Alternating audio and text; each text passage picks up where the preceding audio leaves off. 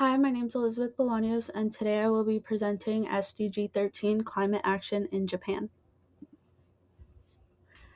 SDG 13 focuses on taking urgent action to combat climate change and its impacts. There are three main components of this goal. First is emission reduction, which means lowering greenhouse gas emissions and transitioning to renewable energy sources.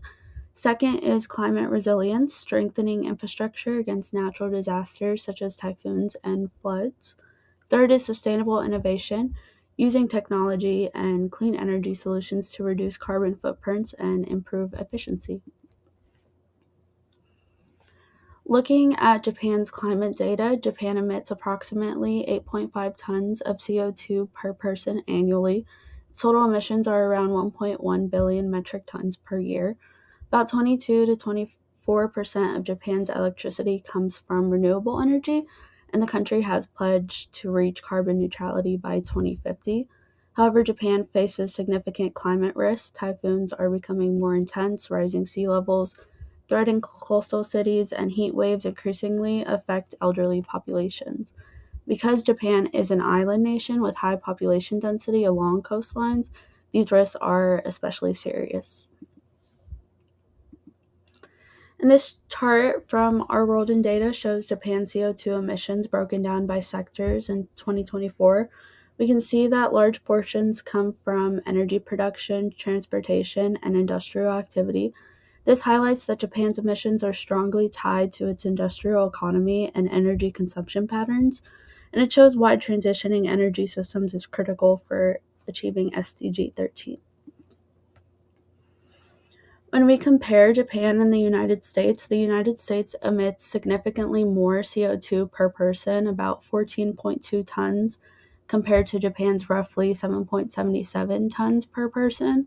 In total emissions, the US produces about 5 billion tons annually, while Japan produces about 1.1 billion tons.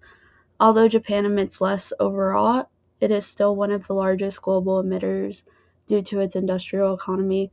Japan also faces higher climate vulnerability because of frequent typhoons, limited domestic energy resources, and high coastal population density. Both countries aim for carbon neutrality by 2050, but their energy strategies are very different. And this chart visually compares CO2 emissions per capita between the United States and Japan. The United States emits nearly double the amount per person compared to Japan. This demonstrates how lifestyle, transportation systems, and energy infrastructure influence emission levels. And this chart shows total annual CO2 emissions. While Japan's emissions are much lower than the US, they are still substantial at nearly 1 billion metric tons annually.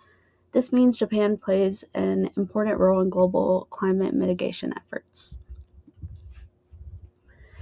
This X-line chart outlines potential global information technology solutions to support SDG 13 in Japan. First, smart energy systems, including AI-powered smart grids and renewable energy forecasting to reduce waste.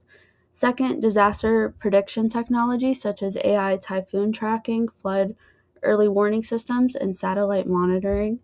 Third, sustainable transportation, expanding EV charging infrastructure and using AI for traffic optimization. Fourth, carbon monitoring platforms, dashboards, and digital systems to track emissions at corporate and national levels. And these proposed solutions show how technology can support climate action. AI energy optimization systems can improve grid efficiency and reduce unnecessary emissions. Disaster monitoring and early warning systems can minimize damage from typhoons and floods. Digital carbon accountability platforms can improve transparency and encourage corporate responsibility. And smart transportation networks can reduce congestion and lower carbon emissions from vehicles.